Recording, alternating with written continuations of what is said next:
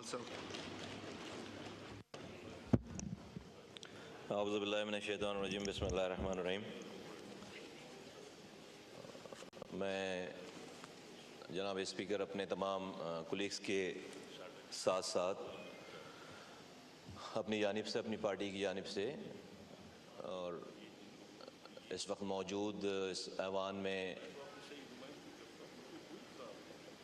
مسجد نبوی صلی اللہ علیہ وآلہ وسلم کے امام اور ان کے ساتھ آئے ہوا وفد اور جو ہمارے ایمبیسڈر ہیں، سب کے ہر دل عزیز یہاں پہ سعودی عرب کے، ان کو خوش آمدید بھی کہتے ہیں اور ان کا شکریہ بھی ادا کرتے ہیں کہ انہوں نے ہمیں عزت بخشی، پاکستان کو عزت بخشی۔ جناب اسپیکر، یہ ایک ایسی جگہ سے ان کو اللہ تعالیٰ نے ذمہ داری دی ہے کہ جہاں پر ان کے اس عہدے، ان کی ذمہ داری پر ایک عام مسلمان کو رشک کرنا چاہیے، رشک آتا ہے۔ قسمت والے لوگ ہیں، کیونکہ حضور صلی اللہ علیہ وآلہ وسلم کا جو مصلی ہے، جو نماز کی جگہ ہے، وہ کسی انسان کی اپنی محنت سے، اپنی کوشش سے نہیں حاصل کی جا سکتی۔ جس پر اللہ کا بہت زیادہ کرم ہو، جس پر اللہ تعالیٰ کا بہت زیادہ احسان ہو، جو اللہ کے مقرب بندے ہوں، اللہ تعالیٰ اپنے پیارے نبی صلی اللہ علیہ وآلہ وسلم کی جگہ انہی کو عنایت کرتا ہے، اور یہ ان خوش نصیبوں میں سے ایک ہیں بحیثیت مسلمان۔ ہم ان کو مبارکباد پیش کرتے ہیں، ہم ان سے دعا کی اپیل کرتے ہیں اور ان کا شکریہ ادا کرتے ہیں کہ انہوں نے پاکستان میں اپنے قدم کو رکھا۔ اللہ تعالیٰ ان کے اس آنے سے یہاں پر ہم پر آسانیاں فرمائے، ہمارے لیے معاملات اس ملک کے عام مسلمانوں کے، عام انسانوں کے معاملات کو آسان فرمائیں۔ تو ہم دل کی گہرائیوں سے امام صاحب کا، مسجد نبی صلی اللہ علیہ وآلہ وسلم کے امام صاحب کا شکریہ ادا کرتے ہیں۔ اور جہاں تک ہمارے بہت ہر دل عزیز ایمبیسڈر صاحب سعودی عرب کے، ہز ایکسیلنسی، ان کا تعلق ہے، میں دو حوالوں سے اس موقع پہ ان کا شکریہ ادا کرنا چاہتا ہوں کہ ایک تو پاکستان کو جب بھی ضرورت پڑی مشکلات میں، تو جیسا مولانا صاحب نے فرمایا کہ سعودی عرب ہمارا پہلا دوست ہے جو ہر مشکل وقت میں کام آتا رہا ہے اور آج بھی آ رہا ہے۔ اور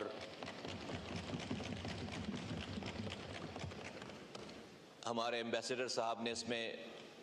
بجا فرمایا کسی نے کہ یہ صرف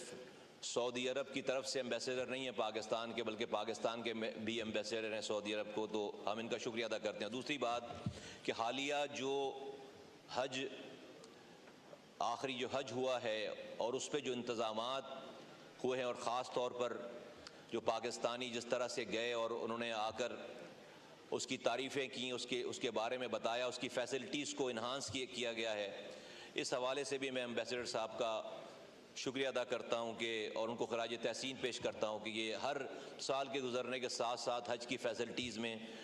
اضافہ ہوتا چلا جا رہا ہے، اچھائیاں آتی چلی جا رہی ہیں، مشکلات کم ہوتی چلی جا رہی ہیں، اور حاجی جو ہے وہ فیسیلیٹیٹ ہو رہے ہیں۔ جناب اسپیکر،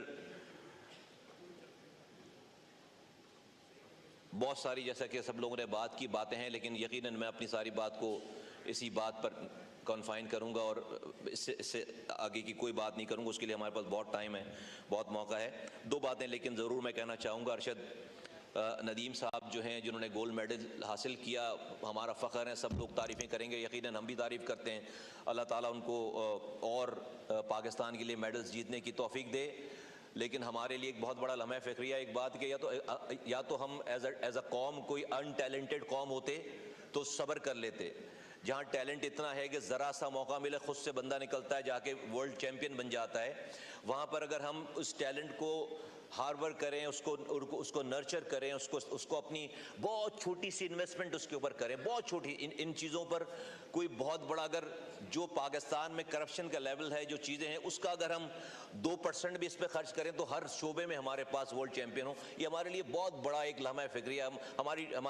ہماری جو تنظیمیں ہیں اسپورٹس کی، وہ آپس میں لڑتی ہیں، عجیب سی خبر آتی ہے. تو یہ پاکستان کے لیے جہاں پر خوشی کا موقع ہے، ایک پاکستان کے لیے ایک بہت ایک سوچنے کا بھی مقام ہے کہ وہاں پر ہم اپنی چیزوں کو بہتر کریں اور اچھا نام روشن کر سکتے ہیں. آخری بات میں بلاول بھٹو زرداری صاحب نے جو تجویز رکھی ہے، میں اس سے متفق ہوں اس والی بات پہ، آخری بات پہ، کہ ہمارے سارے اختلافات اپنی جگہ ہونے چاہیے ہیں. ہمارا اپنا نظریہ ہے، ہمارا اپنا ایجنڈا ہے. کسی ایک پوائنٹ پر ہمیں ضرور اس ایوان میں، کہ جو اس ملک کے بہت بڑے ایشوز ہیں، جو اس ملک کے سب کے ایشوز ہیں، ان ایشوز پہ کم سے کم ہم اپنی تلخیوں کو اتنا زیادہ نہ پیدا کریں کہ ہم آپس میں بات کرنے کے بھی، مشورہ کرنے کے بھی قابل نہ رہیں. اس ایوان کو کم سے کم اپنی تلخیوں کو ساری باہر رکھ کر، جو یہاں پر ہمیں ملک کے 24 کروڑ لوگوں کے لیے جو فیصلے کرنے ہیں، مشکل فیصلے کرنے ہیں، اگر حکومت کو اکیلے چھوڑ دیں گے اس فیصلے کرنے پہ نہیں کر پائے گی، دیر لگائے گی، کیونکہ اس کے اوپر جو ہے وہ بہت ساری کرٹیسزم ہونا، اس کو یہ ڈر ہوگا. اگر ہم سب بیٹھ کر اس حکومت کو، چاہے وہ کسی کی، آج ان کی حکومت ہے، کل ان کی حکومت ہو سکتی ہے، کل کسی اور کی حکومت ہو سکتی ہے، یہ سب کو پتہ ہے کہ کسی ایک کی کوئی نہیں رہی کبھی. اس بات پر میں اس تجویز کی حمایت کرتا ہوں کہ کم سے کم اس ایوان میں ہمیں جو ہے وہ آپس میں ایسا ماحول، کوئی 4 5 6 ایسے پوائنٹ ہم ڈسکس کر لیں کہ جس کے اوپر جو کہ نیشنل ایشوز ہوں، اور اس نیشنل ایشوز کے اوپر ہم کنسنسس پیدا کر کے اس کے لیے کوئی راہ نکالیں تاکہ اس 24 کروڑ لوگوں کا فائدہ ہو سکے. آپ کا بہت بہت شکریہ.